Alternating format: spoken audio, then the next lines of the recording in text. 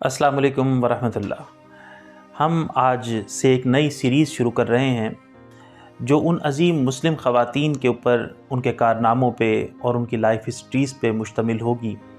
जिन्होंने ना सिर्फ घर को बेहतर चलाया बल्कि इज्तमाई ज़िंदगी के अंदर भी अपना किरदार निभाया और अपनी सलाहियतों के मुताबिक कहीं पे मुआशरे को सर्व किया, कहीं पे कारोबार को चलाया, कहीं पे तिजारतें फैलाईं, कहीं पे फतूहात का हिस्सा बनी, कहीं पर रिसर्च और तहकीक में नाम कमाया, कहीं पे किसी और फील्ड के अंदर महारत पैदा की। हमें उम्मीद है कि ये सीरीज़ एक तरफ उस मुतशद्दिद फ़िक्र की नफ़ी करेगी जो ख़वातीन को घरों तक महदूद समझती है या कर देती है और उनके आने जाने पे और यहाँ तक के आवाज़ पे भी पाबंदियाँ लगाती है, और साथ ही ये उस इबाहियत पसंदी या उस सो कॉल्ड लिबरलिज़म की भी नफ़ी होगी जिसके अंदर घर बनाने की और चलाने की जो बुनियादी ज़िम्मेदारी है उससे गफलत बरती जाती है, उससे तगाफुल बरता जाता है। तो आज इस पहली किस्त के अंदर हम चंद सहाबियात का ज़िक्र करेंगे और उसके बाद फिर एक एक शख्सियत को लेके तफसील से उनके जो कारनामे हैं वो अगली अक़सात के अंदर आपके सामने पेश करेंगे। तो अगर हम अपनी मुस्लिम तारीख़ का मुताला करें तो सबसे पहली जो बहुत बड़ी सुपर एलीट से मुताल्लिक़ ख़ातून हमें नज़र आती हैं वो हमारी उम्मुल मोमिनीन हज़रत खदीजा ताहिरा हैं, जो नबी अकरम सल्लल्लाहु अलैहि वसल्लम की महबूब तरीन बीवी थीं और आपकी साथी थीं, आपके मिशन की साथी थीं, और वो अपनी सलाहियतों के बलबूते पर मक्का की मुतमव्वल तरीन जो एलीट थी उसमें उनका शुमार होता था, और ज़हीन इतनी थी, फ़तीन इतनी थी, कारोबारी महारत इतनी थी कि मुख्तलिफ़ रीजन्स में उनके कॉन्ट्रैक्ट्स थे और उन्होंने अपनी तिजारत का जाल फैला रखा था। इसी तरह दूसरी ख़ातून हमें जो नज़र आती हैं वो शिफ़ा बिनते अब्दुल्ला हैं। ये भी एक सहाबिया थीं और ये फ़ाइनेंस एक्सपर्ट थी। नबी अक़दस सल्लल्लाहु अलैहि वसल्लम ने एक बाज़ार की टैक्स कलेक्शन की ज़िम्मेदारी इनको सौंपी थी। ये उस बाज़ार के माली मामलात की निगरान थीं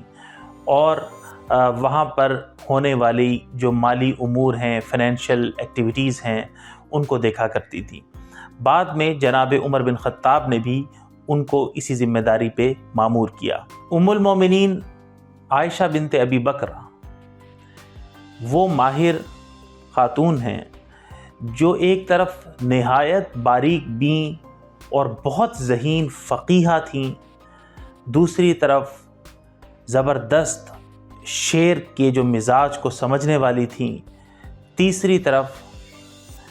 एक माहिर तालीम थीं और चौथी तरफ एक मेडिकल डॉक्टर थीं, मुआलिज थीं। तो जनाब आयशा का बहुत बड़ा कंट्रीब्यूशन मुसलमानों में इल्म के फैलाव के अंदर माना जाता है, जाना जाता है, और कहा यह जाता है कि वो अपने दौर की सबसे बड़ी फ़क़ीहा थी या सबसे बड़ी फ़क़ीह थी। जनाब रुफ़ैदा ये भी एक सहाबियाँ हैं और ये कहा यह भी जाता है कि इंसानी तारीख़ में, लेकिन अगर इसको ना भी माना जाए तो भी मुस्लिम तारीख़ के अंदर ये पहली शख्सियत थी जिन्होंने मोबाइल मेडिकल केयर यूनिट कायम किया। तो इनका पूरा नर्सिंग स्टाफ था जिसको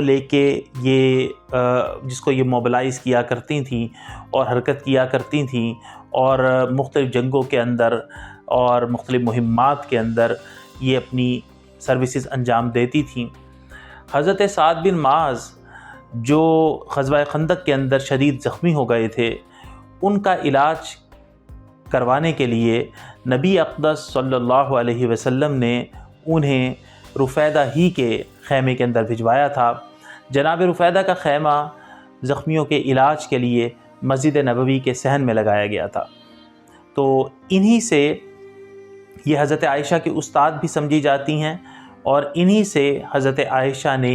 तिब की या इलाज की जो इब्तदाई ट्रेनिंग और मालूमात और इल्म है वो लिया था। उम्मे शरीक भी एक सहाबिया थीं اور یہ نہایت مالدار خاتون تھیں. لوگ ان کے پاس جاتے تھے اور یہ ان کی میزبانی کرنے میں مشہور تھیں اور مدینے کے اندر رہتی تھیں. تو ان کے پاس وسیع مال و دولت اور جائیداد تھی اور یہ اس کو لوگوں کی خدمت کے لیے اور میزبانی میں صرف کیا کرتی تھی. ام المومنین حضرت زینب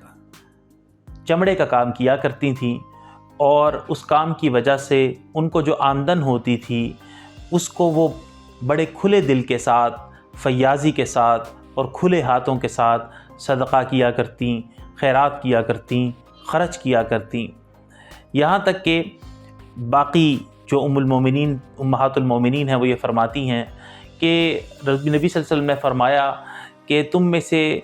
میرے ساتھ سب سے جلدی وہ ملے گی جس کے ہاتھ لمبے ہیں.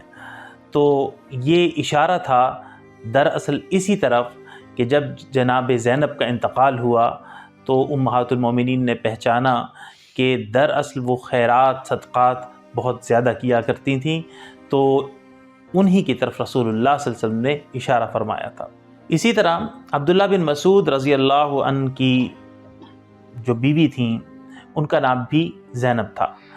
اور یہ بھی اپنا ایک کاروبار چلاتی تھی اور اس کاروبار کی وجہ سے ان کو کافی آمدن ہوتی تھی. یہاں تک کہ نبی صلی اللہ علیہ وسلم کے پاس یہ تشریف لے گئیں اور پوچھا کہ جو میرے پاس صدقہ ہوتا ہے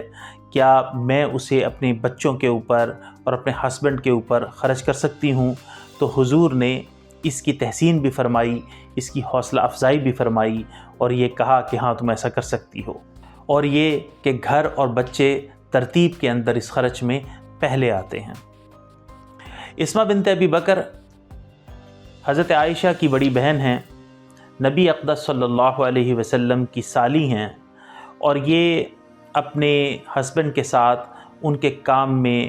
ہاتھ بٹایا کرتی تھیں. جو ذرا شہر سے باہر تھا ان کی زمینوں کے اوپر ان کے ساتھ کام کیا کرتی تھی.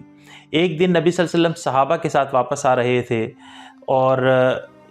دور سے حضرت اسماء آتی ہوئی نظر آئیں تو حضور نے ان کو سواری کی پیشکش کی کہ آئیں میں آپ کو چھوڑ دیتا ہوں، لیکن مختلف صحابہ کے ساتھ ہونے کی وجہ سے انہوں نے یہ عذر پیش کیا کہ یہ بات کہی کہ میں خود ہی چلی جاؤں گی، آپ کا بہت شکریہ، بہت مہربانی. تو یہ حضرت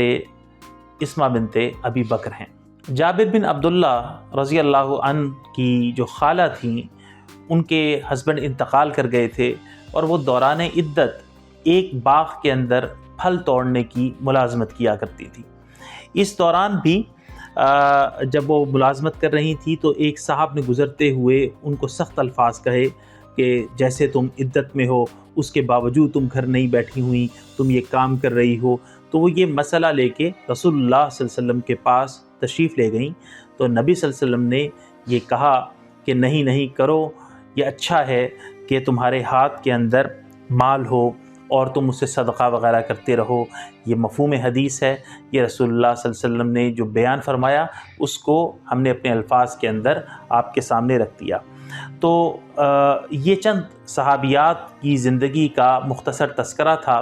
اگلی اقساط کے اندر ہم ایک ایک خاتون کو لیں گے اور ان کے جو کارنامے ہیں اس کے اوپر تفصیل سے روشنی ڈالیں گے اور دیکھیں گے کہ ہماری مسلم خواتین بہت مضبوط، بہت بولڈ اور زندگی کے میدان کے اندر کارہائے نمایاں کرنے والی خواتین تھیں. وہ